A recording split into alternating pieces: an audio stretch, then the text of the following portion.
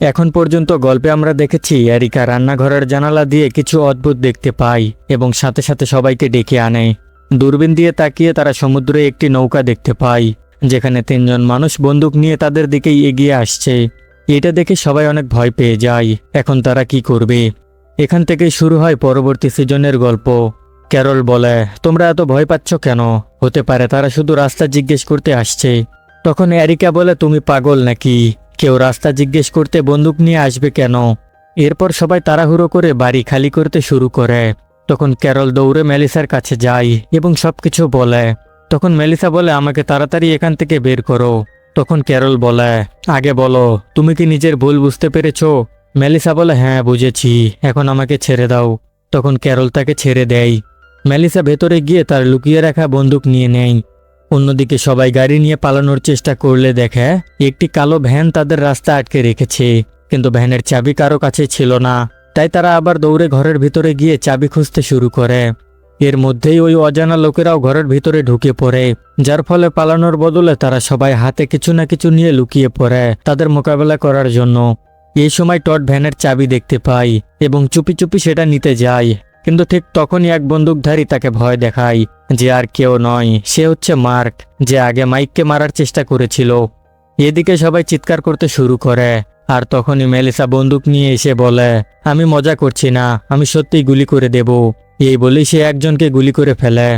এইটা দেখে মার্ক এবং তার সঙ্গী আত্মসমর্পণ করে। তখন যে লোকটাকে গুলি করা হয়েছিল সে তার মাস্ক খুলে মেলিসার দিকে তাকিয়ে বলে, আমরা তোমাদের মারতে আসিনি, আমরা শান্তি উপস্থাপন করতে এসেছিলাম। এইটা বলে সে সেখানেই মারা যায়।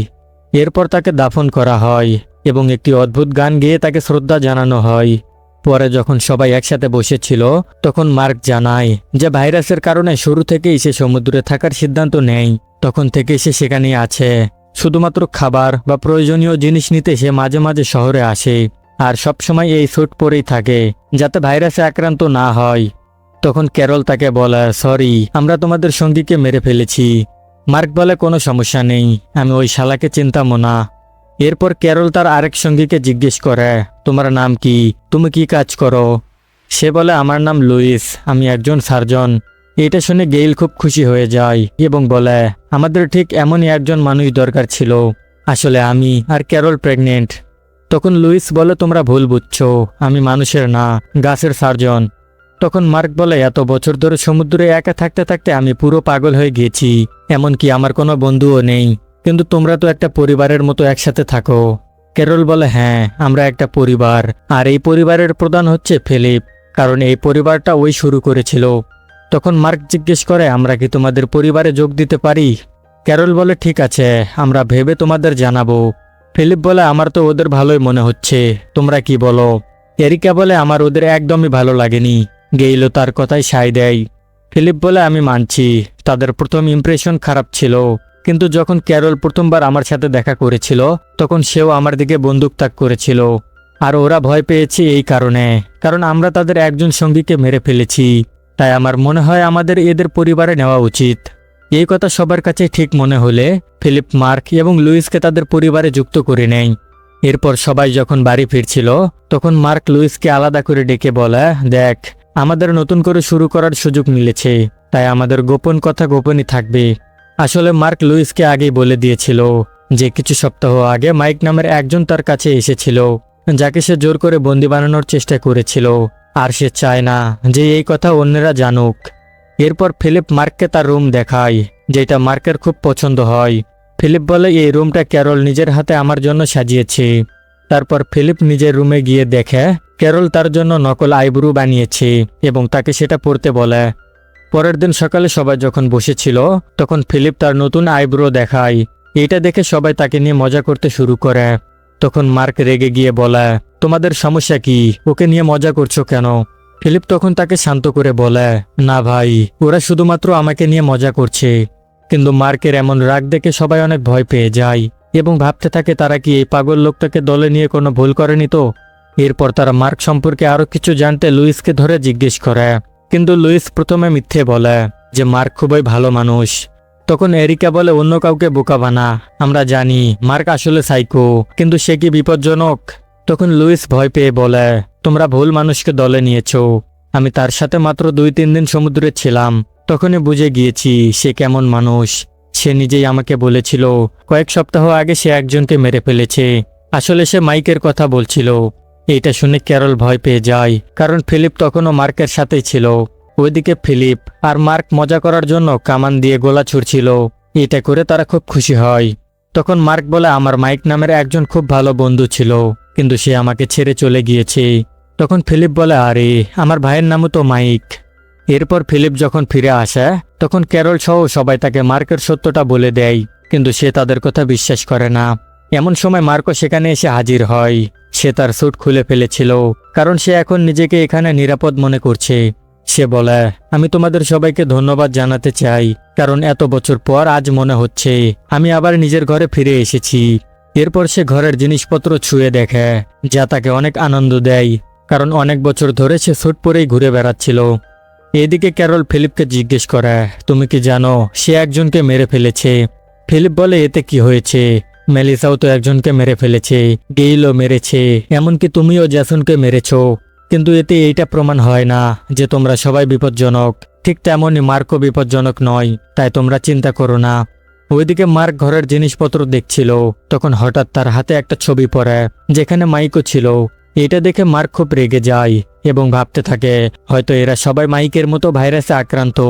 তাই সে তাড়াতাড়ি করে তার স্যুট পরে নেয় এবং সবার দিকে বন্দুক তাক করে। ফিলিপ তাকে বোঝানোর চেষ্টা করে, কিন্তু সে কোনো কথা শোনে না এবং বলে, আমি তোমাদের উপর বিশ্বাস করেছিলাম, কিন্তু তোমরা সবাই বিশ্বাসঘাতক।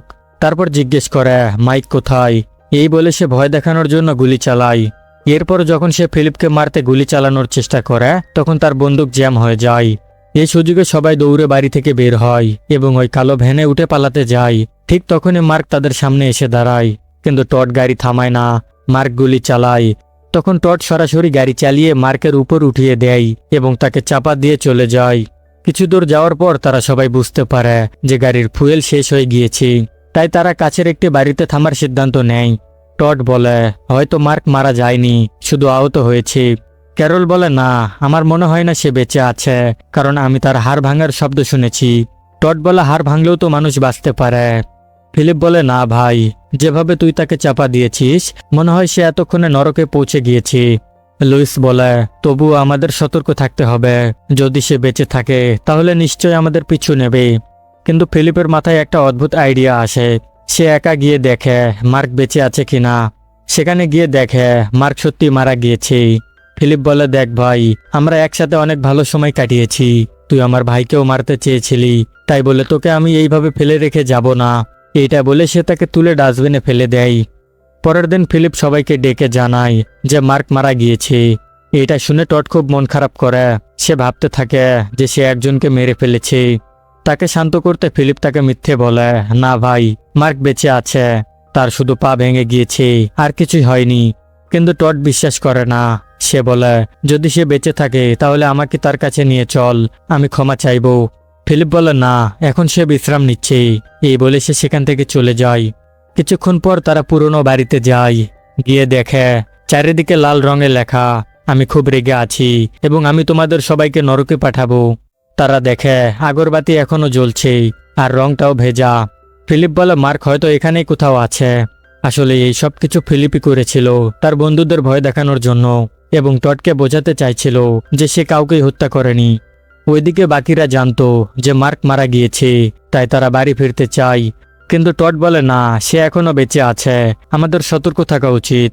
এতে সবাই কনফিউজড হয়ে যায় এবং ফিলিপকে জিজ্ঞেস করে, সত্যিটা বলো, সে মারা গিয়েছে নাকি বেঁচে আছে? ফিলিপ বলে, চিন্তা করো না, সে মারা গিয়েছে।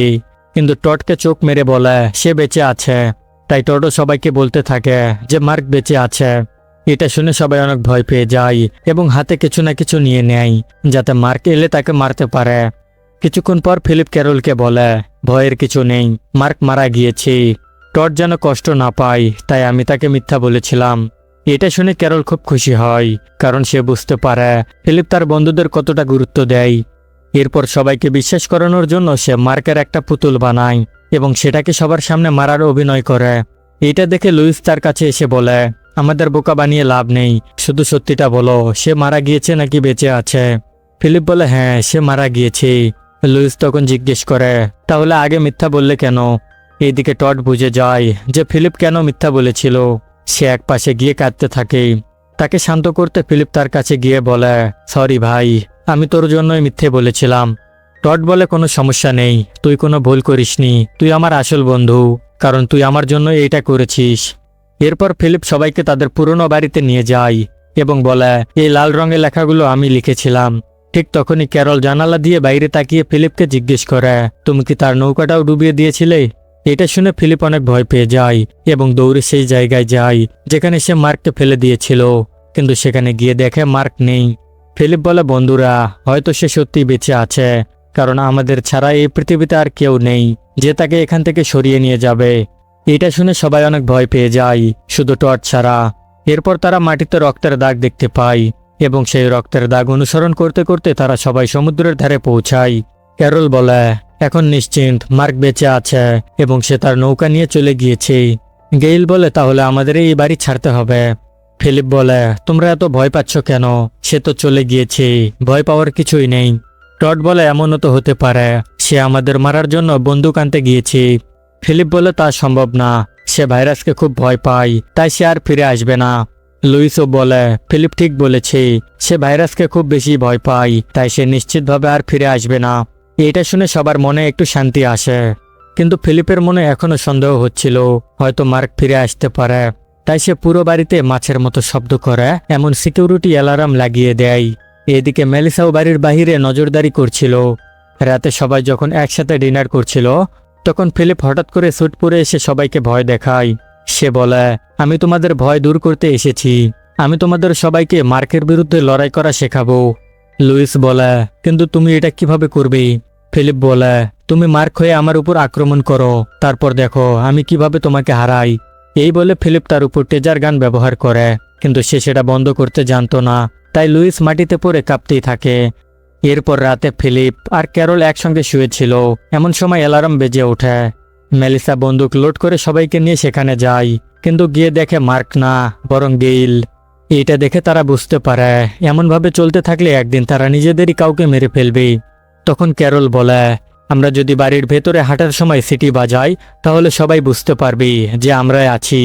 মেলিসা বলে, আমার কাছে এর থেকেও ভালো একটা আইডিয়া আছে, চলো আমরা পুরো বাড়িতে কুড়াল ঝুলিয়ে রাখি, যাতে মার্ক এখানে এলেই তাকে কুকুরের মতো মারতে পারি।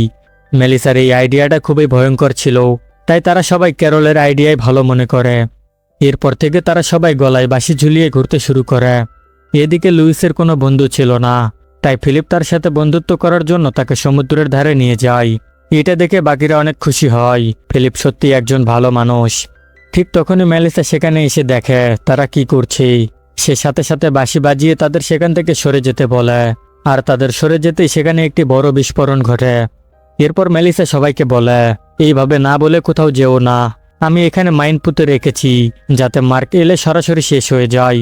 এটা শুনে লুইস বলে, অনেক হয়েছে, আমি এখনই এখান থেকে চলে যাচ্ছি। ফিলিপ বলে, তুই পাগল নাকি? শুধুমাত্র সমুদ্রে গোসল করতে পারছিস না বলে এখান থেকে চলে যাবি? লুইস বলে, না, ব্যাপারটা এমন না, এই জায়গাটাই অভিশপ্ত, যেখানে সেখানে মাইন পুঁতে রেখেছে, বাড়ির ভেতরে অদ্ভুত অ্যালার্ম, আর আমরা সবাই গলায় বাঁশি ঝুলিয়ে ঘুরছি।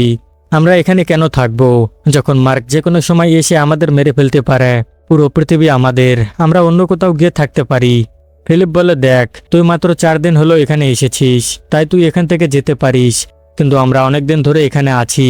এই বাড়িতে আমাদের অনেক স্মৃতি জড়িয়ে আছে, আমরা এখানে অনেক কিছু দেখেছি, অনেক কষ্ট সহ্য করেছি, একসাথে হেসেছি, কেঁদেছি, তাই আমরা এই জায়গা ছেড়ে কোথাও যাব না। এরপর সবাই ডিনার টেবিলে বসে, কিন্তু সবাই খুব ভয় পেয়েছিল। ফিলিপ বলে, আমার মনে হচ্ছে আশেপাশে কেউ আছে। ঠিক তখনই হঠাৎ একটি চামচ নিচে পড়ে যায়, আর সবাই ভয় পেয়ে চিৎকার করে ওঠে।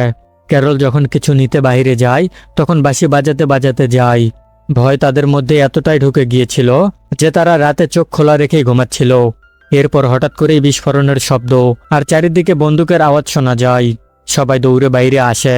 লুইসও সেখানে আসছিল, কিন্তু এরিকা মনে করে মার্ক এসেছে, তাই সে তার দিকে কুড়াল ছুঁড়ে মারে, কিন্তু অল্পের জন্য লুইস বেঁচে যায়। তখন লুইস সবাইকে জানায় সমুদ্রে ঢেউয়ের কারণে মাইনগুলো বিস্ফোরণ হচ্ছিল এবং গাড়ির অ্যালার্মও বাজতে শুরু করে। আর সেই পাগল মেলিসা মনে করছে মার্ক এসেছে, তাই সে অন্ধের মতো গুলি চালাচ্ছে। তখন ফিলিপ বলে, দেখলে তো, আমি বলেছিলাম ভয় পাওয়ার কিছুই নেই, তোমরা অযথাই ভয় পাচ্ছিলে। চলো এখন ঘুমাতে যাই। কিন্তু ঘুমানো তো দূরের কথা, এখন তারা আর সেখানে থাকতেও রাজি নয়। পরের দিন সকালে ফিলিপ তার সব মাছকে একে একে বিদায় জানায়। ক্যারল তার আঁকা ছবিগুলো দেখেই এই বাড়ির স্মৃতিগুলো মনে করছিল। টড তার জিনিসপত্র গুছিয়ে নেয়, আর এরিকা জ্যাসনকে মনে করে তার পুতুল সহ অনেকগুলো মদের বোতল প্যাক করে নেয়। সবশেষে যেই সব সঙ্গী মারা গিয়েছে তাদের সবাইকে শ্রদ্ধা জানিয়ে তারা এই জায়গা ছেড়ে দেয় এবং নতুন কোনো ভালো জায়গার খোঁজে বেরিয়ে পড়ে। এখন তারা কোথায় যাবে, এই নতুন যাত্রায় তাদের সাথে আর কি কি ঘটবে, আর মার্ক কি প্রতিশোধ নিতে আবার ফিরে আসবে, এইসব দেখবো আমরা পরের ভিডিওতে। আর পরের ভিডিওর জন্য কি করতে হবে সেটা তো তোমরা জানোই, কমেন্ট করো পার্ট 10। ধন্যবাদ। এখন পর্যন্ত গল্পে আমরা দেখেছি যে ফিলিপ আর তার সঙ্গীরা মার্কের ভয়ে শেষমেশ এই শহর ছেড়ে অন্য কোথাও চলে যাওয়ার সিদ্ধান্ত নেয়। পথে ফিলিপ ওয়াকিটকিতে কথা বলে সবাইকে বিরক্ত করছিল। এতে এরিকা ঘুমিয়ে পড়ে এবং নিজের গাড়িকে সেলফ ড্রাইভিং মোড চালু করে ঘুমায়। এদিকে লুইসের গাড়ি নষ্ট হয়ে গেলে এরিকা নেমে সেটি দেখে, কিন্তু সে গাড়িতে সেলফ ড্রাইভিং মোড বন্ধ করতে ভুলে গিয়েছিল, যার ফলে গাড়িটি নিজে থেকেই সামনে এগিয়ে যেতে থাকে। ফলে সে রেগে গিয়ে গাড়িকে গালাগালি করতে থাকে, কিন্তু এতে কোনো লাভ হয় না। ঠিক তখনই টড সেখানে আসে এবং তার ব্যাগে থাকা জ্যাসনের ডামি বডিকে দেখে মজা নিতে থাকে। এরিকা তাকে বলে, তোর মধ্যে সেই ক্ষমতা নেই যা জ্যাসনের মধ্যে ছিল। এই কথা শুনে টড খুব কষ্ট পায়। রাতে সবাই এক জায়গায় থামে। তখন লুইস জানায় যে সে গে। এটা শুনে ফিলিপ অনেক অবাক হয়ে যায়। পরের দিন তারা সবাই তাদের গন্তব্য ফ্রান্সিসের দিকে রওনা হয়, কিন্তু সেখানে গিয়ে দেখে শহরের অবস্থা খুবই খারাপ। ফিলিপ বলে হয়তো ঝড় বা বজ্রপাত হয়েছে, কিন্তু আসলে এই ধ্বংসের পেছনে সে নিজেই দায়ী। 2 বছর আগে মজা করতে গিয়ে সে একটি আতশবাজির কারখানায় আগুন লাগিয়েছিল, যার ফলে পুরো শহর পুড়ে যায়। শেষে তারা সিদ্ধান্ত নেয় যে অন্য কোথাও চলে যাবে। তখন তাদের কাছে শুধু একটি কালো ভ্যান আর একটি বাস ছিল, কিন্তু কেউ ফিলিপের সঙ্গে যেতে চায় না। তাই সবাই কালো ভ্যানে উঠে পড়ে, কিন্তু দুর্ভাগ্যবশত সেই ভ্যানটা আর স্টার্ট নেয় না। তাই না চাইতেও শেষ পর্যন্ত সবাইকে ফিলিপের সাথেই বাসে উঠতে হয়। এতে তারা একদমই খুশি ছিল না। কিছু দূর যাওয়ার পর সেই বাসের জ্বালানিও শেষ হয়ে যায়, ফলে তাদের সেই নির্জন জায়গায় প্রচণ্ড রোদের মধ্যেই হেঁটে যেতে হয়। গেইল এতে খুবই বিরক্ত হয়ে ফিলিপকে গালি দিতে থাকে। হঠাৎ তারা একটা অদ্ভুত শব্দ শুনতে পায়। পেছনে তাকিয়ে দেখে এরিকার সেলফ ড্রাইভিং গাড়িটা তাদের দিকেই আসছে। তারা সবাই সেটাকে থামানোর চেষ্টা করে, কিন্তু কোনো লাভ হয় না। অনেকক্ষণ হাঁটার পর তারা একটি ফার্নিচারের দোকানের সামনে আসে। প্রথমে ভাবে এখানে আবার কে ফার্নিচার কিনবে, কিন্তু ভেতরে ঢুকে দেখে জায়গাটা এতটাও খারাপ না। এরপর সবাই তর্ক শুরু করে এখন তারা কোথায় যাবে। অনেক সময় ধরে আলোচনার পর ঠিক হয় তারা হয় ভ্যাসকোভার যাবে, নয়তো হলিউডে। এই সময় লুইস বলে আমাদের এমন জায়গায় যাওয়া উচিত যেখানে গ্রোসারি স্টোর আছে, যাতে খাবারের সমস্যা না হয়। কিন্তু এরিকা বলে তোমরা যেখানে খুশি যাও, আমি তো হিউস্টনে যাচ্ছি। এইটা শুনে সবাই অনেক অবাক হয়ে যায়, এটা আবার কোথায়। তাই তাকে থামাতে তার পেছনে যায়, কিন্তু সেখানে গিয়ে টড মেলিসাকে বলে নেমে পড়ো, নয়তো আঘাত পাবে। মেলিসা বলে এই মোটু, আগে দেখ আমি কি দেখছি। টড যখন দেখে তখন চিৎকার করে সবাইকে ডাকে। সবাই এসে দেখে একটা পাহাড়ের পেছন থেকে তীব্র আলো আসছে। এরপর তারা সেখানে যায়। সেখানে গিয়ে তারা দেখে একটা পুরো বিল্ডিং আলোয় ঝলমল করছে। তারা ভাবে হয়তো এখানে অনেক মানুষ বেঁচে আছে, তাই চুপি চুপি ভেতরে ঢুকে পড়ে। ভেতরে ঢুকে যখন তারা ঠান্ডা বাতাস পায় তখন তারা সবাই অনেক খুশি হয়ে যায়। অন্যদিকে মেলিসা সুইচ অফ অন করে মজা নিতে থাকে। সবাই লিফটে উঠে মিউজিক উপভোগ করে। তারপর একটা লাউজে পৌঁছায়, যেখানে সব ধরনের আরামায়েশের ব্যবস্থা আছে। হঠাৎ করে ফিলিপ ফ্রিজের মধ্যে অনেক খাবার দেখে অবাক হয়ে যায়। এটা দেখে টডও অনেক অবাক হয়ে যায়। এদিকে ক্যারল দৌড়ে এসে তাদের টয়লেট দেখায়। সেটা ফ্লাশ করলে পানি ঘুরে ঘুরে নিচে পড়ে। এটা দেখে সবার চোখে আনন্দের জল চলে আসে। তারা বলে অবশেষে আমরা আমাদের বাড়ি পেয়ে গিয়েছি। এরপর তারা ভাবতে থাকে মানুষ ছাড়া এইসব কিছু কিভাবে চলছে। তখন লুইস বলে এটা তো একটা সাধারণ বিল্ডিং, এখানে ঘরের মতো ফিলিংস আসবে না। তখন ফিলিপ জবাব দেয় আমি যেখানেই যাই সেটাকেই বাড়ি বানিয়ে ফেলি। এবার দেখো এটাকে আমি কিভাবে বাড়ি বানাই। পরের দিন সকালে তারা পার্কিং থেকে অদ্ভুত শব্দ শুনতে পায়। সেখানে গিয়ে দেখে ফিলিপ সারা রাত না ঘুমিয়ে বাচ্চাদের গাড়ি চালিয়ে পুরো পার্কিং ঘুরছে। সে বলে এই জায়গাটা আমি নিলাম, তোমরা নিজেদের মতো করে ফ্লোর বেছে নাও। বিল্ডিংয়ে 5টা ফ্লোর ছিল। গেইল নেয় 2য় ফ্লোর, লুইস নেয় 3য়, এরিকা 4র্থ। তখন টড বলে সে এরিকার সঙ্গে থাকবে, কিন্তু এরিকা রাজি হয় না। এতে টড অনেক রেগে যায় এবং পঞ্চম ফ্লোর নিয়ে নেয়, সাথে মেলিসাকেও নিয়ে চলে যায়। হঠাৎ একসময় পুরো বিল্ডিংয়ের লাইট চলে যায়। বাধ্য হয়ে সবাই গরম শ্যাম্পেইন খেতে থাকে। ফিলিপ সেখানে থাকা সবগুলো টেবিল জোড়া দিয়ে বড় একটি ডাইনিং টেবিল তৈরি করে আর ক্যারলের সঙ্গে কথা বলার জন্য মাইক ব্যবহার করে। এইসব করে তাদের অনেক মজা লাগে। পরের দিন ফিলিপ বিল্ডিংয়ের লাইট ঠিক করতে যায়, কিন্তু সে এইসবের কিছুই জানতো না, তাই এলোপাতারি বাটন চাপতে থাকে। অন্যদিকে টডের ফ্লোর একদমই ফাঁকা, না বাথরুম না কোনো রুম। তাই সে নিজের মতো করে গোসলের ব্যবস্থা করেছে। আগুন নেভানোর পানিকে শাওয়ার হিসেবে ব্যবহার করে। এই সময় এরিকা এসে বলে সে আর টডের সঙ্গে থাকতে চায় না এবং ব্রেকআপ করে সেখান থেকে চলে যায়। টড তখনও পুরো বিষয়টা বুঝে উঠতে পারেনি। ঠিক তখনই হঠাৎ আবার বিল্ডিংয়ে লাইট চলে আসে। এরপর দেখা যায় টড একা বসে আছে। কিছুক্ষণ পর সেখানে ফিলিপ আসে। তাকে দেখা মাত্রই টড কাঁদতে শুরু করে এবং বলে এরিকা আমাকে ছেড়ে চলে গিয়েছে। কিন্তু ফিলিপ কিছু বলার আগেই হঠাৎ করেই ক্যারলের চিৎকার শোনা যায়। সবাই দৌড়ে গিয়ে দেখে একটা ঝাড়বাতি ঠিক তার উপর পড়তেই যাচ্ছিল। অল্পের জন্য সে বেঁচে গিয়েছে। এইটা দেখে গেইল বলে মনে হয় এই বিল্ডিংটা আমরা যেমনটা ভাবছিলাম তেমনটা নয়। কিন্তু ফিলিপ বিষয়টা উড়িয়ে দিয়ে বলে এটা শুধুমাত্র একটা দুর্ঘটনা। লুইস তখন বলে যদি এমনটা বারবার হয় তাহলে এখানে থাকা সম্ভব না। এরপর সবাই চলে গেলে ফিলিপ ঝাড়বাতিটা ভালো করে দেখে এবং বুঝতে পারে সেইটার তারগুলো কাটা ছিল। তখনই সে সেখানে একটা ওয়্যার কাটারও খুঁজে পায়। এতে তার সন্দেহ যায় লুইসের দিকে, কারণ সে শুরু থেকেই এখানে থাকতে চাইছিল না। সন্দেহ দূর করতে ফিলিপ চুপি চুপি লুইসের কাছে যায় এবং তার কফির মধ্যে ওয়্যার কাটার ঢুকিয়ে দেয়। তখন লুইস অবাক হয়ে জিজ্ঞেস করে এই ওয়্যার কাটার আমার কফিতে কেন?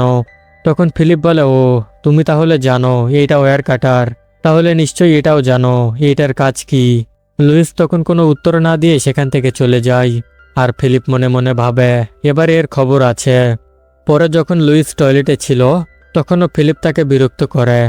লুইস বলে ভাই আমি তো টয়লেটে আছি, একটু শান্তিতে এখানে থাকতে দি। ফিলিপ বলে ঠিক আছে, কিন্তু মনে রাখিস আমার নজর সবসময় তোর উপর। এরপর একদিন টড আর ফিলিপ গোসল করছিল। হঠাৎ করে পানি আসা বন্ধ হয়ে যায়। এতে ফিলিপ আবার লুইসকে সন্দেহ করে এবং তাকে শাস্তি দিতে যায়। কিন্তু লুইসকে সেখানে না পেয়ে সে লাউজে যায়, যেখানে লুইস কফি খাচ্ছিল। ফিলিপ রেগে গিয়ে বলে তুই এসব কেন করছিস? যদি এই জায়গা পছন্দ না হয় তাহলে এখান থেকে চলে যা। ঠিক তখনই ক্যারল এসে তাকে শান্ত হতে বলে, কিন্তু সে শোনে না। লুইস তখন বলে আমি তো কিছুই করিনি। তখন ফিলিপ বলে তাহলে এসব কে করছে? তখন হঠাৎ করেই ক্যারল বলে ওঠে আমি করছি এবং লজ্জায় সেখান থেকে পালিয়ে যায়। ফিলিপ তার পেছনে গিয়ে জানতে চায় সে এমনটা কেন করছে। ক্যারল বলে এই বিল্ডিংটা আমার কাছে একদমই ভালো লাগছে না, আমি সত্যিকারের একটা বাড়িতে থাকতে চাই। ফিলিপ তখন বুঝতে পারে এবং বলে তুমি আগে কেন বলনি? ক্যারল বলে তুমি এই বিল্ডিংয়ে অনেক খুশি ছিলে, তাই আমি তোমাকে কষ্ট দিতে চাইনি।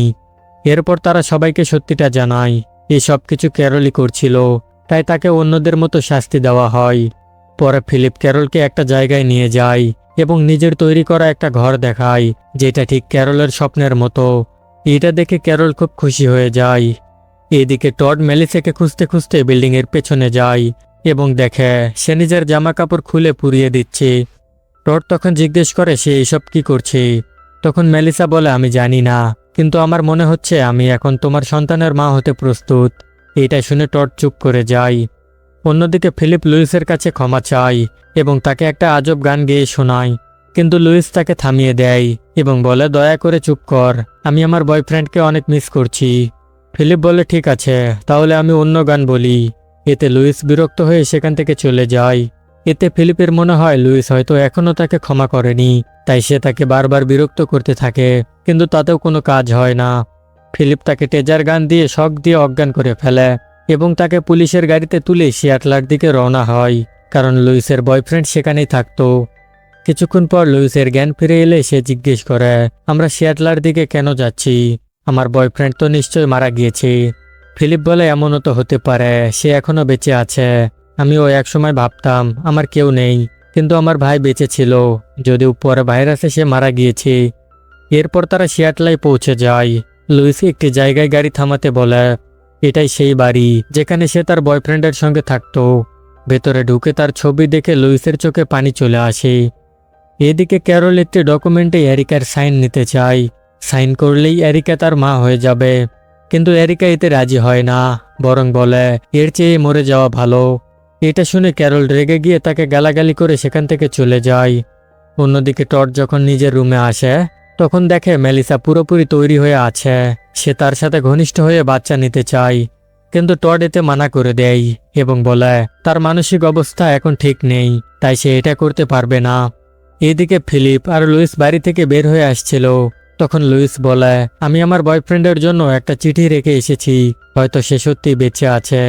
এটা শুনে ফিলিপের মাইকের কথা মনে পড়ে। সে গাড়ি ঘুরিয়ে নিজের বাড়ির দিকে যায়। কিছুক্ষণ পর সে নিজের বাড়িতে পৌঁছায়, কিন্তু সেখানে কাউকেই পায় না। তাই সেও সেখানে একটা চিঠি রেখে আসে। বাইরে এসে দেখে তার বন্ধুরা এখনো সেখানেই আছে, যাদের সে তার ভাইয়ের কাছে রেখে গিয়েছিল। তাদের মধ্যে একজনকে নিয়ে সে আবার গাড়িতে ওঠে এবং বিল্ডিংয়ের দিকে ফিরে যায়। এইদিকে লুইসের মনে হয় ফিলিপের ভাইয়ের মতো হয়তো তার বয়ফ্রেন্ডও বেঁচে আছে, তাই তাকে খুঁজতে হলে টোকিও যেতে হবে। আর টোকিও যেতে হলে প্লেন চালানো শিখতে হবে। এই জন্য সে ফ্লাইট সিমুলেটর ব্যবহার করতে শুরু করে। অন্যদিকে মেলিসা, যে প্রেগনেন্ট হওয়ার জন্য মরিয়া হয়ে আছে, সে ফিলিপকে ধরে বলে তার সাথে ঘনিষ্ঠ হতে। কিন্তু ফিলিপ বলে সরি, আমি এটা করতে পারবো না, কারণ আমি বিবাহিত। এতে রেগে গিয়ে মেলিসা তাকে রুম থেকে বের করে দেয়। এরপর ফিলিপ সোজা টডের কাছে গিয়ে বলে ভাই, তোর মেলিসা তো যে কারো সঙ্গে শোয়ার জন্য প্রস্তুত, এবং মজা করে বলে ভাই তুই কিছু কর, না হলে যদি আমার মন খারাপ হয়ে যায় তাহলে তোর বাচ্চা কিন্তু আমার মতোই দেখতে হবে। এরপর সে লুইসের কাছে যায় কথা বলতে। সেখানে গিয়ে জানতে পারে মেলিসা তাকেও ইনভাইট করেছিল সোহাগরাত করার জন্য, কিন্তু লুইসও না করে দিয়েছে। এদিকে এরিকা তার সব মদের বোতল শেষ করে ফেলে, তাই সে আরও মদ আনতে স্টোরে যায়। লিফটে করে সেগুলো নিজের ফ্লোরে নিয়ে যাওয়ার সময় হঠাৎ করে লাইট চলে যায় এবং সে লিফটের মধ্যে আটকা পড়ে। সেই ইমার্জেন্সি বাটন চাপতে থাকে, চিৎকার করে, কিন্তু কোনো লাভ হয় না। অনেকক্ষণ পরও যখন লাইট আসে না, তখন ফিলিপ আর লুইস লাইট ঠিক করতে যায়। তারা বুঝতে পারে ওভারলোডের কারণে বারবার বিদ্যুৎ চলে যাচ্ছে। লুইস একটা সুইচ অন করলে লিফটের ভেতরে কিছুক্ষণ লাইট আসে, কিন্তু আবার চলে যায়। তখন এরিকা বুঝতে পারে তাকে নিজেকেই কিছু করতে হবে। সে বন্দুক বের করে গুলি চালাতে থাকে, যাতে অন্যরা শব্দ শুনে তাকে বাঁচাতে আসে। কিন্তু নিচে সবাই এত চেঁচামেচি করছিল যে গুলির শব্দ তারা শুনতেই পায় না। এইদিকে টড সবাইকে তার রুমে ডাকে। সেখানে দেখা যায় মেলিসা একটি গুড বাই নোট রেখে চলে গিয়েছে। ফিলিপ বলে 48 ঘন্টার মধ্যে তাকে খুঁজে বের করতে হবে, না হলে তাকে নিখোঁজ হিসেবে ধরা হবে।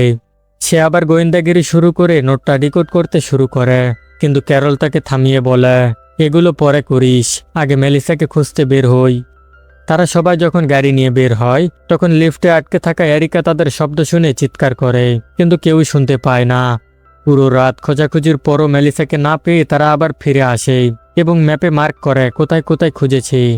এরই মধ্যে ফিলিপ ডাইনোসরের পোশাক পরে আসে, যা দেখে কেউই ভয় পায় না, শুধু টড ছাড়া। ক্যারল তখন জানায় এরিকাও গতকাল থেকে নিখোঁজ। তখন গেইল বলে ও নিশ্চয়ই মদ খেয়ে কোথাও পড়ে আছে, এমনি সময় হলে সে ফিরে আসবে।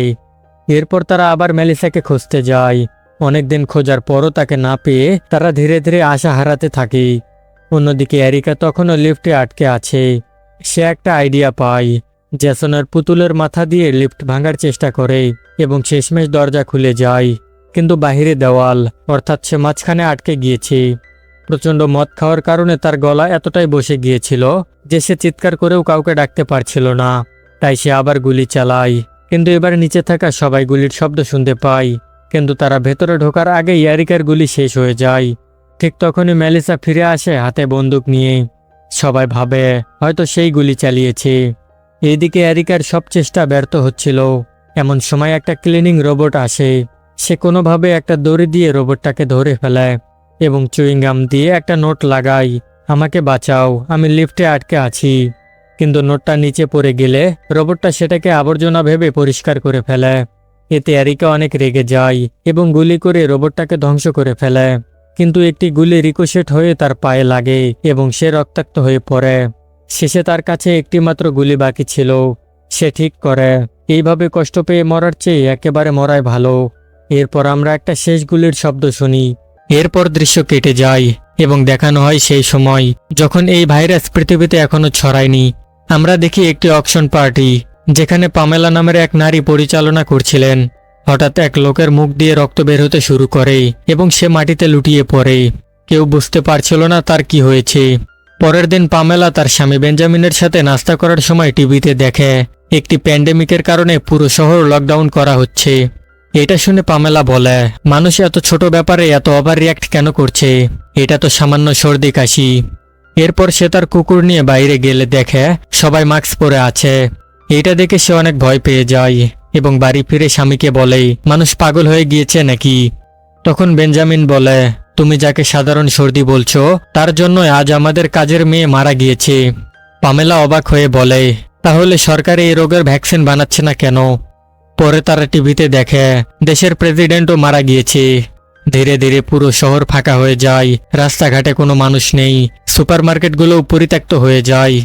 কিন্তু পামেলা, যার শপিং করার খুব শখ, সে পলিথিন জড়িয়ে গ্রোসারি কিনতে বের হয়। সেখানে সে তার বান্ধবী ভেরোনিকাকে দেখে, যে তার মতোই বাজার করতে এসেছে। পামেলা তখন ভেরোনিকার কাছে তার খোঁজ খবর নেই এবং জিজ্ঞেস করে, এই ভাইরাস থেকে বাঁচার কি কোনো উপায় আছে? তখন ভেরোনিকা তাকে একটি বাংকারের কথা বলে, যেখানে সে তার স্বামীর সাথে থাকতে যাওয়ার পরিকল্পনা করেছিল।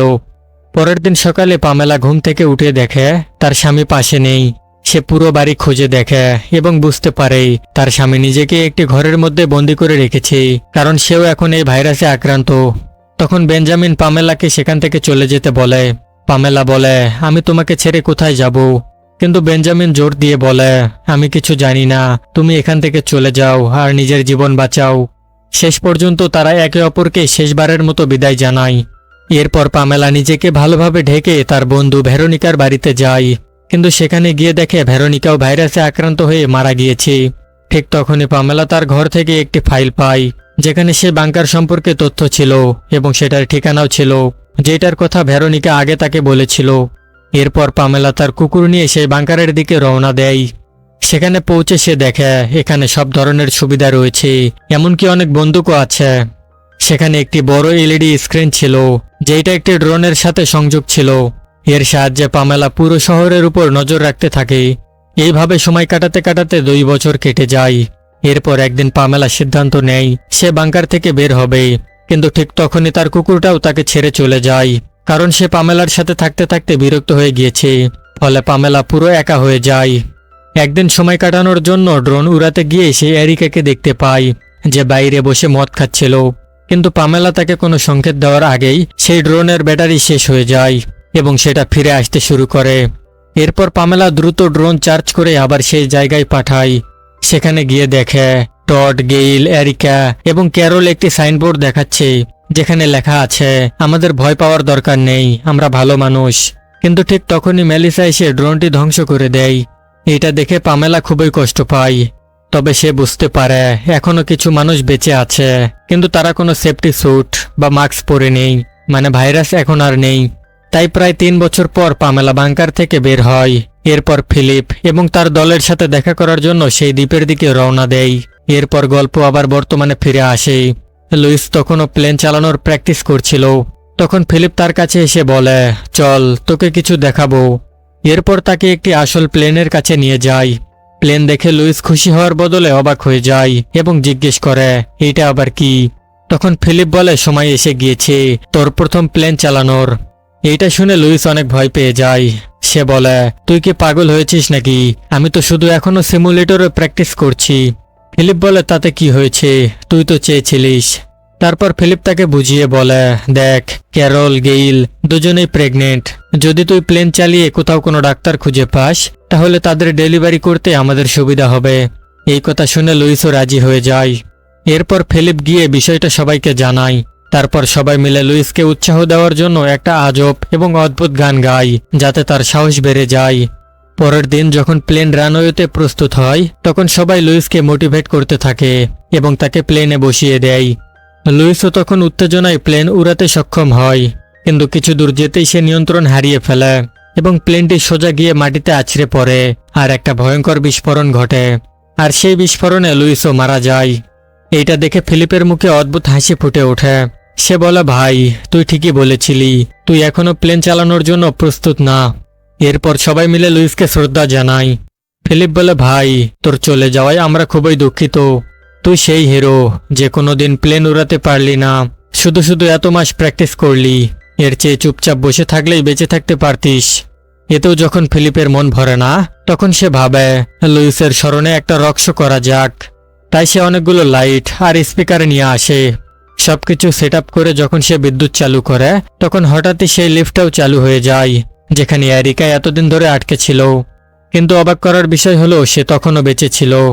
এরিকা তখন কোনোভাবে সেখান থেকে বের হয়ে বিল্ডিংয়ের ভেতরে ঢুকে পড়ে, যেখানে তার সাথে ফিলিপের দেখা হয়। ফিলিপ তখন মজা করে বলে, দেখো তো কে এসেছে, আমরা তো ভেবেছিলাম তুমি কোথাও মদ খেয়ে পড়ে আছো। এই কথা বলে সে বাইরে ময়লা ফেলতে চলে যায়। এরপরে এরিকা লাউজে আসে, যেখানে ক্যারল আর গেইল তাকে দেখে দৌড়ে এসে জড়িয়ে ধরে। ঠিক তখনই টডও সেখানে আসে। সে খুব রেগে গিয়ে বলে, তুমি সারাদিন মদ খেয়ে পড়ে থাকো, আর এখানে কেউ তোমার জন্য চিন্তা করছে, সেইটা নিয়ে তোমার কোনো মাথা ব্যথাই নেই। এরিকা আসল ঘটনা বলতে যাচ্ছিল, কিন্তু হঠাৎই সে অজ্ঞান হয়ে পড়ে। তখন ক্যারল চিৎকার করে বলে, কেউ মদ নিয়ে আসো, ওর এখন মদ দরকার।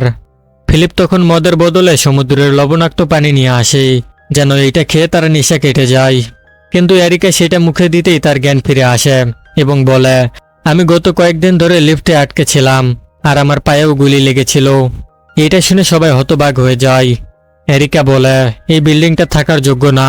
আজকে যদি লিফটটা চালু না হতো, তাহলে আমি হয়তো সেখানেই মারা যেতাম। তখন ফিলিপ বলে, তাহলে আমাকে ধন্যবাদ জানাও, কারণ আমি ওই লিফটটা চালু করেছিলাম, তাই তুমি বেঁচে গিয়েছো। এরপর সবাই একে একে তাকে জড়িয়ে ধরে। এরিকা জিজ্ঞেস করে, লুইস আর মেলিসা কোথায়? এই প্রশ্ন শুনে সবাই চুপ হয়ে যায়, কিভাবে তাকে বলবে সেটা বুঝতে পারে না। কিন্তু ফিলিপ, যে সব জায়গায় নাক গলায়, সে বিষয়টা ঘুরিয়ে অন্য কথা বলতে থাকে। এরিকা বুঝে যায় লুইস হয়তো বেঁচে নেই। সে জিজ্ঞেস করে কিভাবে মারা গিয়েছে। তখন ক্যারল বলে, একটা ছোট্ট প্লেন ক্র্যাশ হয়েছিল। এরপর তারা এরিকাকে মেলিসার কাছে নিয়ে যায়, যাকে অনেকদিন ধরে তারা একটা ঘরে বন্দি করে রেখেছে, কারণ এখন আর মেলিসার উপর ভরসা নেই, সে যে কোনো সময় কিছু করতে পারে। শেষে এরিকাকে বিশ্রাম নেওয়ার জন্য একটি রুমে পাঠিয়ে দেওয়া হয়। পরের দিন এরিকা আর ক্যারল একই রকম কাপড় পরে ছবি তোলে। পরে যখন ক্যারল ছবিগুলো ভালো করে দেখে, তখন সে তাদের পেছনে অদ্ভুত একটা জিনিস দেখতে পায়। সে সবাইকে ডেকে দেখায় এবং বলে, দেখো এইটা কি জিনিস, এইটা নড়ছেও, কারণ আলাদা আলাদা ছবিতেই এর অবস্থান বদলাচ্ছে। কিন্তু এইটা দেখে কেউ বুঝতে পারে না ওইটা আসলে কি। তাই তারা সিদ্ধান্ত নেয় ওই জায়গাটার উপর নজর রাখবে। কিন্তু এবার সেখানে কিছুই দেখা যায় না। তখন গেইল বলে, আমাদের পেছনে একটা পরিত্যক্ত বাড়ি আছে, চলো সেখানে গিয়ে দেখি কিছু পাওয়া যায় কিনা। কিন্তু সেখানে গিয়ে যোদ্ধার মতো মুখোশ ছাড়া আর কিছুই পায় না। গেইল বলে, এই ঘরের জিনিসপত্র দেখে মনে হচ্ছে এই মুখোশ পরা কেউ একজন ছেলে হবে, আর সে অনেকদিন ধরে আমাদের উপর নজর রাখছে। ফিলিপ বলে, সম্ভবত ভাইরাসের পরেও সে বেঁচে গিয়েছে, তাই আমার মনে হয় তার হয়তো আমাদের দরকার। এরপর তারা তাকে বের করে আনার জন্য নানা চেষ্টা করে, কিন্তু অনেক চেষ্টা করেও ছেলেটি বের হয় না। যেহেতু ক্যারল আর গেইল দুজনেই গর্ভবতী ছিল, তাই ফিলিপ তাদের বাড়ি পৌঁছে দিয়ে আবার সেই ছেলেটিকে খুঁজতে যায়। কিন্তু অনেক খোঁজাখুঁজির পরও যখন তাকে পাওয়া যায় না, তখন সে জঙ্গলেই ঘুমিয়ে পড়ে। পরের দিন সকালে ক্যারল আর গেইল সেই ছেলেটির জন্য খাবার নিয়ে আসে। খাবারগুলো বাড়ির ভেতরে রেখে তারা তিনজনেই যখন আবার বিল্ডিংয়ের দিকে ফিরে যায়, তখন হঠাৎ করেই তারা দেখে ছেলেটি তাদের গাড়ির পেছনে ঝুলে আছে। এটা দেখে তারা চিৎকার করে ওঠে। পরের দৃশ্যে দেখা যায় ছেলেটি বিল্ডিংয়ের ভেতরে একটি দোলনায় দোল খাচ্ছে, আর সবাই তাকে অবাক হয়ে দেখছে। এখন সমস্যা হলো তার মুখোশটা কিভাবে খোলা যায়। এই জন্য গেইল পিৎজা নিয়ে আসে। পিৎজা দেখে ছেলেটির জিভে পানি চলে আসে, আর সে এক মুহূর্ত দেরি না করে নিজের মুখোশ খুলে ফেলে। এরপর সবাই তার নাম জিজ্ঞেস করে, কিন্তু সে কিছুই বলে না, তাই তারা তার নাম দেয় জেসপার। তখন ফিলিপ বলে, এর তো কোনো পরিবার নেই, তাই এখন থেকে আমি তার বাবা হব এবং তার সব দায়িত্ব নেব। এরপর ফিলিপ অনেক চেষ্টা করে তার সাথে সম্পর্ক গড়াতে, কিন্তু জেসপার তাকে একদমই গুরুত্ব দেয় না। সে চুপচাপ নিজের মতোই থাকে। এইভাবে একদিন যখন সবাই বিল্ডিংয়ের বাইরে ছিল, তখন তারা আকাশে একটা ভাঙ্গা তারার মতো কিছু দেখতে পায়, যেটা দেখতে খুবই বড় আর সুন্দর। কিন্তু আসলে সেইটা কোনো তারা না, বরং একটা স্যাটেলাইট, যেটা সোজা গিয়ে ফাঁকা বাড়িগুলোর মধ্যে পড়ে। এরপর 6 মাস কেটে যায়।